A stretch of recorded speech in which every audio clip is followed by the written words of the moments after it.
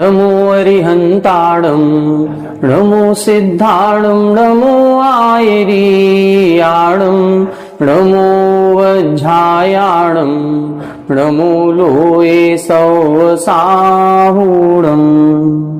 सिद्धं शुद्धं परमीय जिणिन्दवर्णेमि चन्दमकलङ्कं गुणरयणभूषणुदयं जीवस्य परुवणं वोच्छम्। 1008 श्री मूलनायक आदिनाथ भगवान की जय।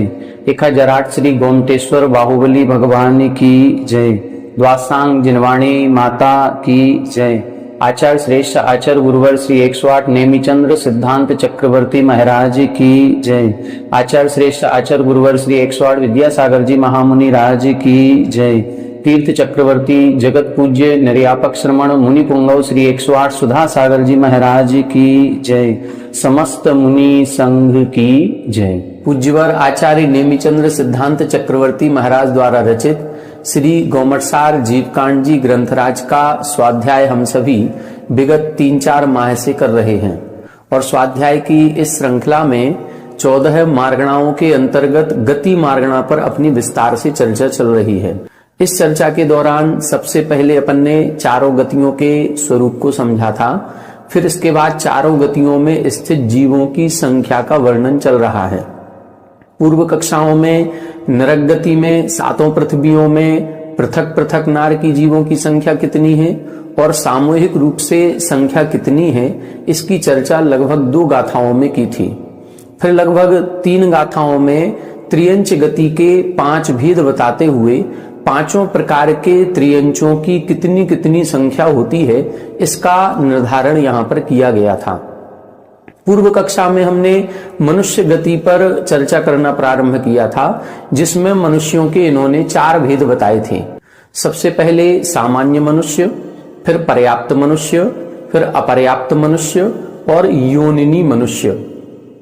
यदि हम सामान्य मनुष्यों की चर्चा करें तो सामान्य मनुष्यों की संख्या असंख्यात बताई गई थी। उस असंख्यात को निकालने की जो विधि इधर इन्होंने बताई थी वो ये बताई थी कि जो श्रेणी होती है जग श्रेणी, उस जग श्रेणी में जितने भी प्रदेश होंगे उसमें जो सूच्यंगुल का प्रथम वर्गमूल है पहले उसका भाग लगाएंगे, फिर जो भागफल निकलेगा उसमें सूच्यंगुल के तृतीय वर्गमूल का भाग लगाएंगे, फिर जो भागफल निकलेगा उसमें से 1 कम करेंगे तो वह जो संख्या प्राप्त होगी उसको हम सामान्य मनुष्यों की संख्या कहेंगे। सामान्य मनुष्यों में पर्याप्त और अपर्याप्त दोनों प्रकार के मनुष्यों की संख्या को मिला करके वर्णन किया जाता है। फिर इसके बाद इधर इन्होंने पर्याप्त मनुष्यों की संख्या बताई थी। हम सभी ये बहुत अच्छी तरह से जानते हैं कि मनुष्य जितने भी पाए जाते हैं वो मानुषोत्तर पर्वत के पहले पहले तक ही पाए जाते हैं। मतलब 2.5 दीप या 45 लाख योजन प्रमाण जो क्षेत्र है उतना ही क्षेत्र मनुष्य क्षेत्र कहलाता है। उसको हम निर्लोक भी कहते हैं। इस 2.5 दीप के अंतर्गत जम्बू द्वीप, लवण समुद्र, धातकी खंड द्वीप, कालोद समुद्र और आधा पुष्करार्ध, इस प्रकार से ये 2.5 दीप आते हैं। इन 2.5 दीप में लगभग 30 भोग भूमियां हैं तो 15 कर्म भूमियां होती हैं। जितनी भी ये कर्म भूमियां हो या भोग भूमियां हो, इनमें सब जगह जो मनुष्य त्रियंच पाए जाते हैं उनमें जो मनुष्यों की संख्या है वो जो मनुष्यों की संख्या है वो 29 अंक प्रमाण होती है। मनुष्य जितने गर्भज होते हैं ये सभी पर्याप्तक नामकर्म वाले ही होते हैं। बस सम्मूर्छन मनुष्य जो होते हैं उनके अपर्याप्त नामकर्म का उदय होता है और उस अपर्याप्त नामकर्म के उदय के कारण से एक श्वास में 18 बार जन्म मरण करने वाले होते हैं, मतलब लब्ध पर्याप्तक होते हैं। ऐसे जीवों की आयु बहुत अधिक नहीं होती है, मात्र 1/24 सेकंड की आयु इनकी कही गई है। लेकिन ऐसे जीवों की संख्या कितनी है, तो ये असंख्यात होते हैं। और जो पर्याप्त मनुष्य हैं उनकी संख्या संख्यात है, 29 अंक प्रमाण होती है। ये 29 अंक कैसे निकलते हैं, कल की कक्षा में अपन ने इसको बहुत अच्छी तरह से देखा था। और आचार्य महाराज ने जो गाथा लिखी और उस गाथा लिखने का जो तरीका है वो तरीका बहुत अच्छा लगा। इसमें इन्होंने एक कोड भाषा का प्रयोग किया और उस कोड भाषा के अंतर्गत इन्होंने गाथा में अक्षर लिखे और उन अक्षरों से अंक बनाने की जो विधि थी, जो प्रक्रिया थी, उसको अपन ने सीखा था। यहाँ एक और श्लोक इन्होंने नीचे दिया हुआ है टीका में, जिसमें इन्होंने ये बताया था कि किस अक्षर के स्थान पर कौन सा अंक लिखा जाता है या किस अंक के स्थान पर कौन सा अक्षर यहाँ पर इन्होंने गाथा में लिखा है। तब अपन ने एक गाथा लिखी थी, उसको एक चार्ट के माध्यम से देखा था। उस चार्ट को अपन फिर से आज एक बार देख लेते हैं, 2 मिनट में रिवीजन करके फिर आगे की गाथाओं को अपन पढ़ेंगे। देखें, एक श्लोक इन्होंने जहां लिखा था वहां पर लिखा था कटपय पुरस्थ वर्ण ही, क, ट, पा और या। ये 4 वर्ण इन्होंने लिए थे जो मुख्यतया इन्होंने प्रयोग किए थे प्रथम स्थान पर। तो क, ट, प और या, इस तरह से ये 4 वर्ण अपन ने इधर लिख लिए। फिर इन्होंने लिखा था पुरस्थ वर्ण ही, आगे के जो अक्षर हैं उनको अपन को ग्रहण करना है। कितने कितने करना है, तो पहले लिखा था 9, फिर 9, फिर 5, फिर 8। तो इधर कितने अपन ने 9 अक्षर लिखे, क, ख, ग, घ, ग, च, छ, ज, झ, यहां 9 तक लेना है। फिर ट, ठ, ड, ढ, ण, त, थ, द, ध, धा तक लेंगे। फिर पा, फ, ब, भ, म, और फिर या, र, ला, वा और श, श, स, हा। फिर इन्होंने लिखा था जितने भी स्वर हैं और य और ना, इनको अपन को शून्य मानना है। बस ये जो अपन ने इधर से 1 से लेकर के 0 तक की जो संख्या लिखी है, इस संख्या को अपन को इन अक्षरों पर स्थान देना है। यदि ये क, ट, पा और या, ये चारों भी वर्ण में से कोई भी वर्ण आता है तो हम उसके स्थान पर 1 अंक लिखेंगे। यदि ख, ठ, फा और रा आता है तो 2 अंक लिखेंगे। यदि च, त या श आता है तो हम 6 का अंक लिखेंगे। यदि झ और धा आता है तो 9 का अंक लिखेंगे। जो भी ये अक्षर आएंगे तो उसके स्थान पर ये वाला अंक अपन को लिखना है। फिर अपन ने गाथा देखी थी, तो गाथा में इन्होंने लिखा था तल लीन। गाथा में अपन को एक चीज और विशेष ध्यान रखनी है, जब भी अंक लिखे जाते हैं तो अंक का नाम वामतो गति ही, ये एक संस्कृत व्याकरण का प्रसिद्ध सूत्र है जिसका अर्थ होता है कि अंक वाई तरफ से लिखे जाते हैं। जैसे अपन ने 6 ढाला पढ़ी, तो 6 ढाला में अंतिम जब उन्होंने प्रशस्ति लिखी तो पंडित दौलत राम जी ने लिखा, एक नव वसु एक वर्ष की, तीज शुक्ल बैसाख। तो एक नव वसु एक, तो एक का मतलब 1, फिर नव का मतलब 9, फिर वसु का मतलब 8 और फिर एक का मतलब 1। तो अपन यदि सीधा सीधा पढ़ेंगे तो क्या होगा, 1981। जबकि ऐसे नहीं पढ़ना है, अंक का नाम वामतो गति।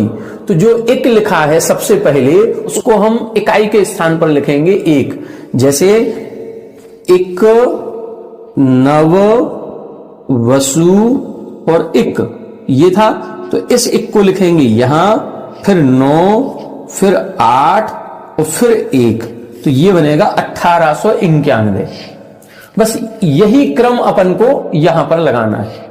तब इधर इन्होंने लिखा था तल लीन, ता आया था तो ता अपन को 6 नंबर पर था, तो 6 नंबर अपन ने इकाई के स्थान पर लिखा। फिर ला आया तो ला के स्थान पर अपन ने 3 नंबर लिखा, तो 2 बार ला आया तल लीन, तो 2 बार 3 लिख दिया। फिर ना आया तो ना के स्थान पर 0 लिख दिया। बस इस तरह से इन अक्षरों को अपन अंकों में परिवर्तित करते गए और ये 29 अंक प्रमाण हमारी संख्या बन गई। सोचें जरा कि ये संख्या 336 लिखा है तो ये 336 ही रहती है, 335 भी नहीं होगी और 337 भी नहीं होगी। अब बड़ा आश्चर्य होगा ऐसा लगता है कि अपने भारत में तो ये मनुष्यों की संख्या दिन प्रतिदिन बढ़ रही है, जनसंख्या बढ़ रही है। पहले 100 करोड़ थे, फिर 110 करोड़ हुए, फिर 120 करोड़ हुए, अब तो 140 करोड़ से ऊपर हो रहे। तो ये मनुष्यों की संख्या दिन प्रतिदिन बढ़ रही है। ये यहां बढ़ रही होगी, भरत क्षेत्र के इस भारत देश में बढ़ रही है, लेकिन हो सकता है विदेश क्षेत्र में कम हो रही हो सकता है ऐरावत क्षेत्र में कम हो रही हो सकता है कहीं धातकी खंड द्वीप में कम हो रही हो, कहीं ना कहीं कम हो रही होगी। यदि कोई मनुष्य में से एक मनुष्य किसी अन्य गति में जाएगा तो कहीं ना कहीं दूसरा जीव मनुष्य गति में आएगा। पर्याप्तकों की संख्या ये निश्चित है, ये न कभी कम होगी न कभी ज्यादा होगी। इसको अपन को समझना है। अब ये पर्याप्तकों की संख्या अपने पास निकल आई और सामान्य मनुष्यों की संख्या कैसे निकालनी है उसका सूत्र अपन ने पिछली गाथा में देख लिया था। अब आज की कक्षा में अपन थोड़ा सा और आगे बढ़ेंगे और देखेंगे योनिनी मनुष्यों की संख्या कितनी है, मतलब द्रव्य स्त्रीवेदियों की संख्या कितनी है और अपर्याप्तक मनुष्यों की संख्या कितनी है। तो आइए अब आगे की गाथा अपन देखेंगे और गाथा से अर्थ देखते हुए फिर इन दोनों प्रकार के जीवों की संख्या का अपन निर्धारण करेंगे। गाथा देखें। पज्जत मनुस्साणम तिचौत्थो मानुषीण परिमाणम तिचौत्थो मानुषीण परिमाणम सामन्ना पुन्नूणा मणुव अपज्जत गाहोन्ति पज्जत मनुस्साणम तिचौत्थो मानुषीण परिमाणम सामन्ना पुन्नूणा मणुव अपज्जत गाहोन्ति। देखें यहां पर दोनों की संख्या का निर्धारण किया है। दोनों की किसकी? मानुषियों की भी, जिसको हम योनिनी मनुष्य या द्रव्य स्त्रीवेदी कहते हैं, और दूसरा अपर्याप्तक मनुष्यों की। ऊपर की लाइन में मानुषियों की संख्या बता रहे हैं। क्या लिख रहे हैं? पज्जत मनुष्याणम तिचौत्थो। क्या लिख रहे हैं? पज्जत मनुष्याणम। जो पर्याप्तक मनुष्यों की अपन ने संख्या देखी थी, जो 29 अंक प्रमाण अभी अपन ने निकाली थी, उस 29 अंक प्रमाण जो भी राशि है उस संख्या का तिचौत्थो मतलब 3/4 भाग। 3/4 भाग किसे कहते हैं? किसी भी संख्या का या किसी भी पदार्थ के 4 भाग करने के बाद जो 3 भाग का समूह निकलता है या 3 भाग निकलते हैं उसको बोलते हैं 3/4 भाग। तो यहां पर भी ये कह रहे हैं जितनी ये मनुष्यों की संख्या है पर्याप्त मनुष्यों की, उसका 3/4 भाग परिमाणम मानुषीण, ये मनुष्यों का परिमाण है। इसका मतलब यह है कि यदि पर्याप्त मनुष्यों की संख्या 100 है तो 100 में से 75 महिलाएं हैं, पुरुषों की संख्या 25 है। सोचो जरा, द्रव्य स्त्रियों की संख्या कितनी कर रहे हैं? 3/4। 3/4 का मतलब हो गया 75%, 75% तो महिलाएं हैं और पुरुष कितने हैं? मात्र 25%, 25% होते हैं। अब पर्याप्त मनुष्य यदि इतने हैं 29 अंक प्रमाण, तो अब हमें महिलाओं की संख्या निकालने के लिए क्या करेंगे? पहले इस संख्या में अपन 4 का भाग लगाएंगे। क्या करेंगे? इस संख्या में 4 का भाग लगाएंगे, फिर जो भी अपना भागफल निकलेगा उस भागफल में 3 का गुणा करेंगे। 2 तरीके हैं 3/4 निकालने के लिए। एक तो पहले इसमें 4 का भाग लगाएं, 4 का भाग लगाने के बाद जो भागफल निकला उस भागफल में 3 का गुणा कर दें तो भी मनुष्यों की संख्या निकलेगी, अथवा जो भागफल निकलेगा उसको इसमें से घटा दें, क्योंकि ये पूरा 100% है और वो जो 4 का भाग लगाएंगे तो वो 25% निकलेगा। अब 100% में से 25% को घटाएंगे तो भी 75% निकल आएगा। तो चाहे हम उस भागफल को इस पूरी संख्या से घटा दें अथवा उस भागफल जो निकले उसमें 3 का गुणा कर दें। 2 तरीके हैं, दोनों तरीकों से अपन को ये संख्या निकालनी है। तो अब यहां हम बोर्ड पर आपको निकाल के नहीं बता रहे हैं, इसमें अपना समय जाएगा। आप लोगों को ये घर पर निकालनी है और हमको ये व्हाट्सएप पर भेजना है कि पुरुषों की संख्या कितनी है और स्त्रियों की संख्या कितनी है। दोनों की संख्या निकाल करके आपको बतानी है। तो कुल मिला के करना क्या है? इस संख्या में 4 का भाग लगाएं और फिर जो भागफल निकले उसमें 3 का गुणा करेंगे तो स्त्रियों की संख्या निकल आएगी। बाकी जो 4 का भाग लगाया है, जो संख्या निकली वो पुरुषों की संख्या है, क्योंकि पुरुषों की संख्या 1 भाग है और महिलाओं की संख्या 3 भाग है।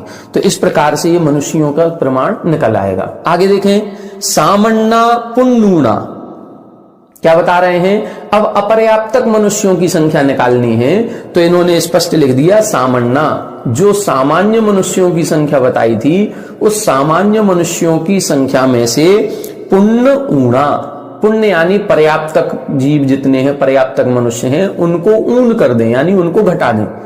जो सामान्य मनुष्यों की संख्या थी उसमें से पर्याप्तकों को घटाएंगे तो मणो अपज्जतगा होती, तो फिर वो अपर्याप्तक मनुष्यों की संख्या निकल आएगी। पर्याप्त और अपर्याप्त दोनों मिलाकर के सामान्य है, हमको सामान्य की पता चल गई और पर्याप्त की पता चल गई, तो सामान्य में से पर्याप्तकों को घटाएंगे तो अपर्याप्तकों की निकल आएगी। कैसे निकलेगी? इसका सूत्र क्या बनेगा? सामान्य मनुष्यों की संख्या कितनी थी? जग श्रेणी में सूच्य अंगुल के प्रथम वर्गमूल का भाग लगाएं, फिर जो भागफल निकला उसमें तृतीय वर्गमूल का भाग लगाएं, फिर जो भागफल निकला उसमें से 1 कम करेंगे तो सामान्य मनुष्यों की संख्या थी, और उसमें से ये पर्याप्त मनुष्यों की 29 अंक प्रमाण संख्या घटाएंगे तो अपर्याप्त मनुष्यों की संख्या निकल आएगी। इस प्रकार से मनुष्यों के चारों भी प्रकारों की इन्होंने संख्या का निर्धारण कर दिया। अब यहां से आगे की गाथाओं में देवगति की बात करेंगे कि देवों में कितनी संख्या होती है। अब इसको देखते हैं। देखें, अब देवों की संख्या बता रहे हैं। देव अपने 4 प्रकार के होते हैं, भवनवासी, व्यंतर, ज्योतिष और वैमानिक। इनमें भी जो वैमानिक देव हैं उनमें 16 स्वर्ग हैं। 16 स्वर्गों के ऊपर 9 ग्रैविक हैं, 9 ग्रैविकों के ऊपर 9 अनुदेश हैं, उसके ऊपर 5 अनुत्तर विमान होते हैं। तो यहां पर सभी की संख्या अलग अलग बताई जाएगी। भवनवासी देव कितने हैं उनकी संख्या बताएंगे, व्यंतर देवों की संख्या बताएंगे, ज्योतिषी देवों की संख्या बताएंगे, और वैमानिक देवों में जो अपने 16 स्वर्ग हैं, 8 कल्प हैं या युगल हैं, उन 8 युगलों की अलग अलग बताएंगे। साथ ही ग्रैविक, अनुदेश और अनुत्तर आदि की पृथक पृथक संख्या का वर्णन किया जाएगा। आइए देखें गाथा नंबर 160। तिन्निसयजोयणाणम् तिन्निसयजोयणाणम् वेसद56 अंगुलाणम् च वेसद56 अंगुलाणम् च कदिहदपदरं वेन्तर कदिहदपदरं वेन्तर जोयिषियाणं च परिमाणं जोयिषियाणं च परिमाणं तिन्निसयजोयणाणं वेसद56 अंगुलाणं च कदिहदपदरं वेन्तर जोयिषियाणं च परिमाणं। देखें, इस गाथा में 2 प्रकार के देवों की संख्या बताई है, विंतर यानी व्यंतरों की और जोयिषियाणम अर्थात ज्योतिषी देवों की। कितनी होती है क्रम से अपन को लगाना है। सबसे पहले लिखा तिन्नी सय जोयणाणम। तिन्नी, तिन्नी यानी 3, सय का मतलब 7, 100, 300, जोयणाणम यानी योजनानाम, 300 योजन। आगे क्या लिखा? वेसद56 अंगुलाणम च। वे सद, वे का मतलब होता है 2, सद का मतलब 100 और 56 यानी 56, 256 अंगुलाणम च अंगुल। ये क्या है? दोनों का अलग अलग परिमाण है। एक परिमाण बताया 300 योजन, दूसरा परिमाण है 256 अंगुल। आगे क्या लिख रहे हैं? कदी हद पदरम वेंतर जोयिषियाणम।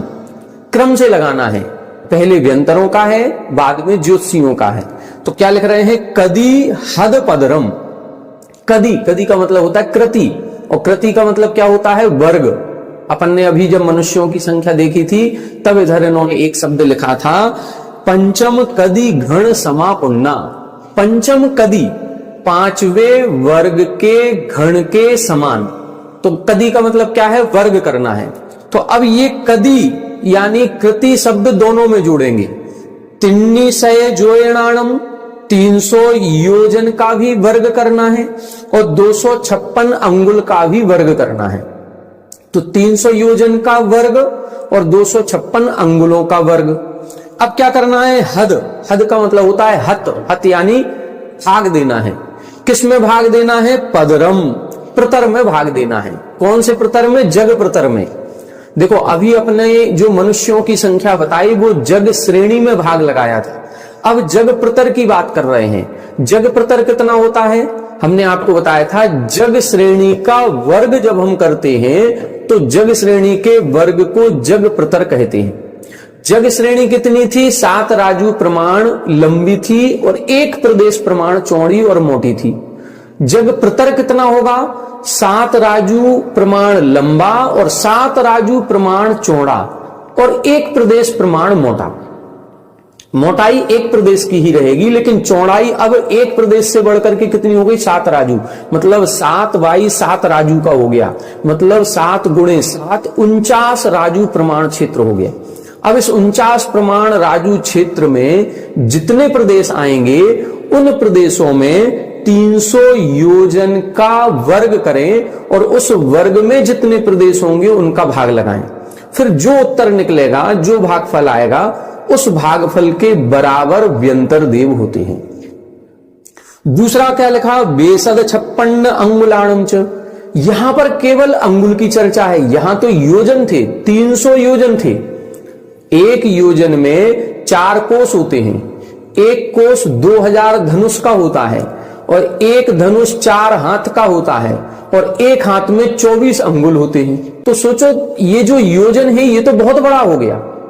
एक योजन में 4 कोस और एक कोस 2000 धनुष, मतलब 8000 धनुष का हो गया और एक धनुष में 4 हाथ होते हैं, मतलब 32,000 हाथ हो गए और एक हाथ में 24 अंगुल होते हैं। तो 32,000 में 24 का गुणा करें, फिर जितना भी निकलेगा उसमें ये तो निकला 1 योजन के अंगुल।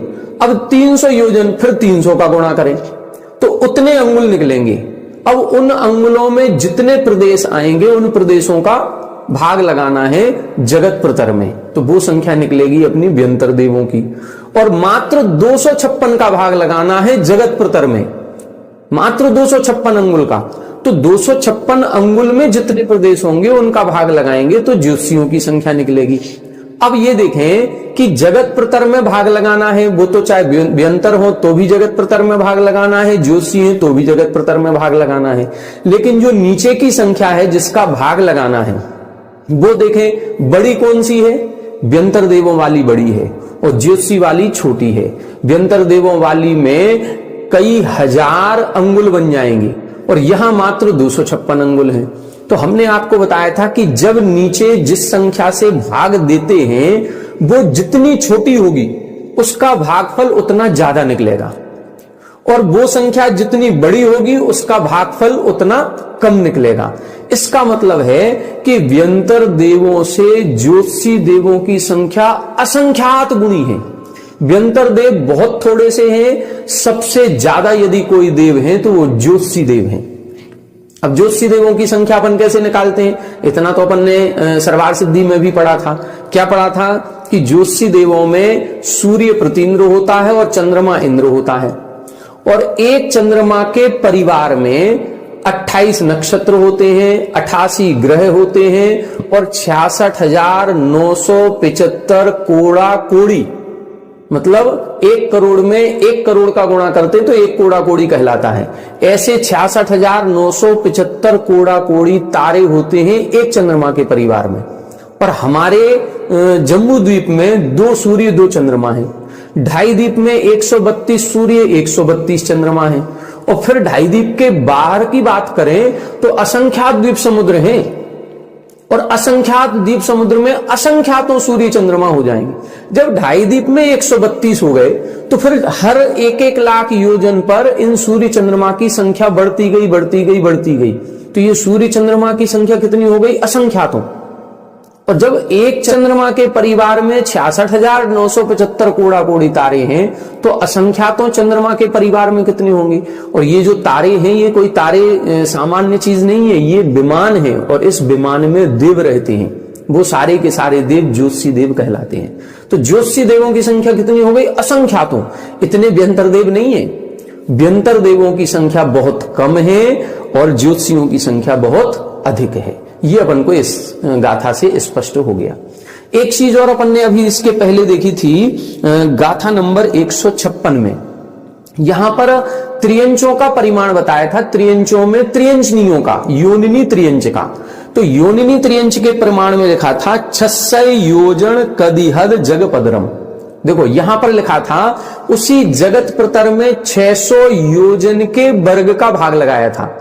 अभी अपन ने 600 योजन के वर्ग का भाग लगाया था, तो जो संख्या निकली वो त्रियंचनियों की संख्या निकली। अब अपन ने 300 योजन के वर्ग का भाग लगाया है, चीज वही है, जगत प्रतर में उधर भाग लगाया था, जगत प्रतर में इधर भाग लगाया। वहां 600 योजन का वर्ग था, इधर 300 योजन का वर्ग है। अब हमने आपको बताया कि जहां संख्या नीचे की छोटी होती है वो संख्या अधिक होती है। इसका मतलब क्या हुआ कि जो त्रियंचों में त्रियंचनियों की संख्या है, उस त्रियंचनियों की संख्या से व्यंतर देवों की संख्या बहुत अधिक है। क्या स्पष्ट हो रहा है?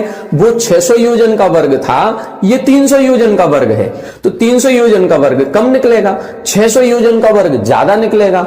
ज्यादा संख्या का भाग लगाएंगे तो संख्या कम निकलेगी, और 300 योजन का वर्ग जो कम संख्या निकलेगी, इसका भाग लगाएंगे तो संख्या ज्यादा निकलेगी।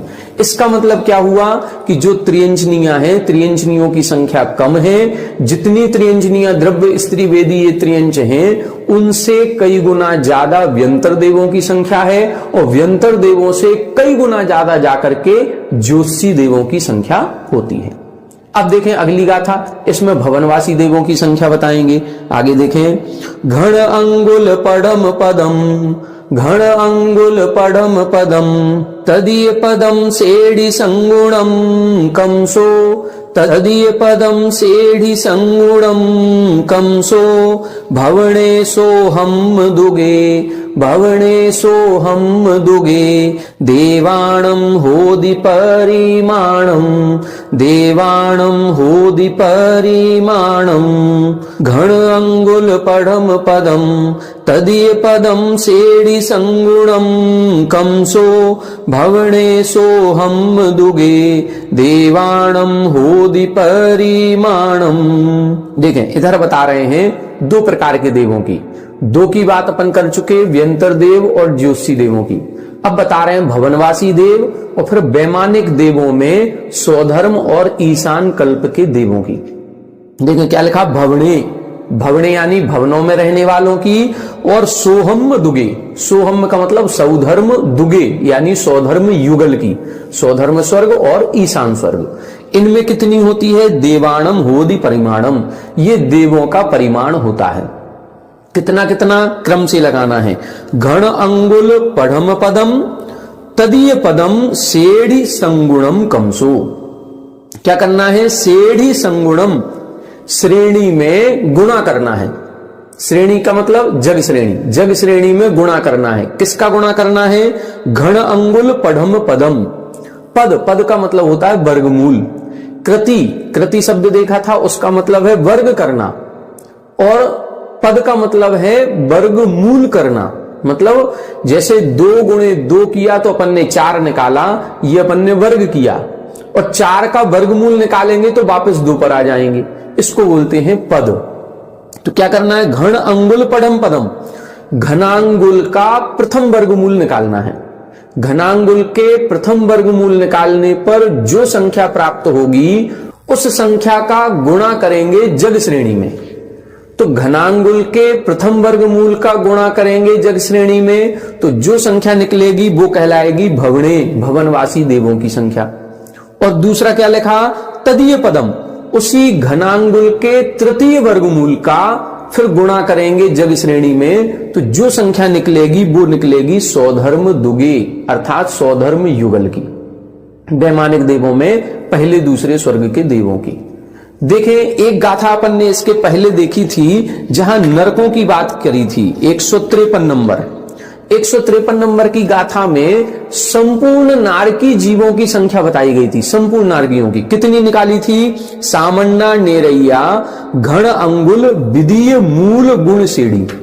यहां पर भी नारकी जीवों की जब संख्या बताई थी तो गुण सेढ़ी, सेढ़ी यानी जग श्रेणी में गुणा किया था।